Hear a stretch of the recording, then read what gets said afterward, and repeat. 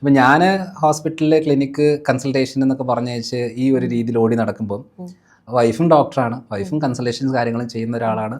പക്ഷേ ഇപ്പം എന്താ ചെയ്യുന്നത് വെച്ചാൽ കൺസൾട്ടേഷൻ ചെയ്യുന്നുണ്ട്, ട്രീറ്റ്മെൻറ്റ്സും കാര്യങ്ങളെല്ലാം ഫോക്കസ് ചെയ്യുന്നുണ്ട്. പക്ഷേ അക്കൗണ്ട്സും അഡ്മിനിസ്ട്രേഷനുമായിട്ടാണ് മെയിനായിട്ട് നിൽക്കുന്നത്.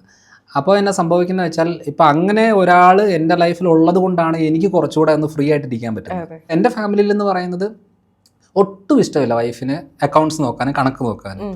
പക്ഷേ എന്നാന്ന് വെച്ചാൽ ഈ ഇത്രയും ക്ലിനിക്സും അതിൻ്റെ മന്ത് ഉണ്ടാകുമ്പോഴത്തേനും സാലറി വേണം. 63ഓളം ഡോക്ടേഴ്സ് ഉണ്ട്, അതേപോലെ തന്നെ കുറേ സ്റ്റാഫുകളുണ്ട്, അതേപോലെ തന്നെ മെഡിസിൻ പേയ്മെൻറ്റ്സ് കാര്യങ്ങൾ, പിന്നെ ESI PF എന്നൊക്കെ പറഞ്ഞാൽ ഒത്തിരി കാര്യങ്ങളുണ്ട്.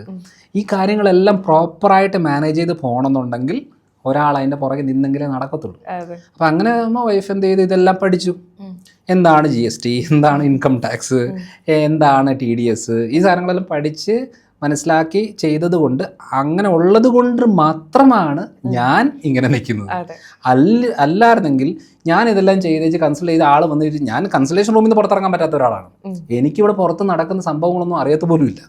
അപ്പോൾ ആ മാനേജ് ചെയ്യുന്നത് ഒരാളാണ്. അതായത് അങ്ങനെ ഒരു ലൈഫ് പാർട്ട്ണർ കിട്ടിയത് കൊണ്ട് മാത്രം സക്സസ്ഫുൾ ആയിട്ട് പൊയ്ക്കൊണ്ടിരിക്കുകയാണ്.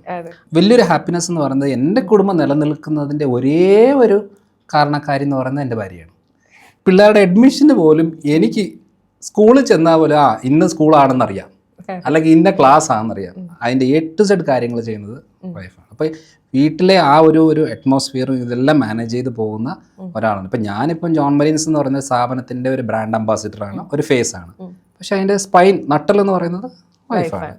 ആ നട്ടലില്ലെങ്കിൽ ഫേസ് എന്ന് ചോദിച്ചിട്ട് വലിയ കാര്യമൊന്നുമില്ല. അപ്പം ഇതാണ് ശരിക്കും പറഞ്ഞ റിയാലിറ്റി എന്ന് പറഞ്ഞാൽ പെർഫെക്റ്റ് ഫാമിലിയാണ്, വഴക്കില്ല, ബഹളമില്ല, അങ്ങനൊന്നുമല്ല. എല്ലാ പ്രശ്നങ്ങളും എല്ലാ കാര്യങ്ങളും ഉണ്ട്. പിന്നെ ആരും പെർഫെക്റ്റ് അല്ലല്ലോ.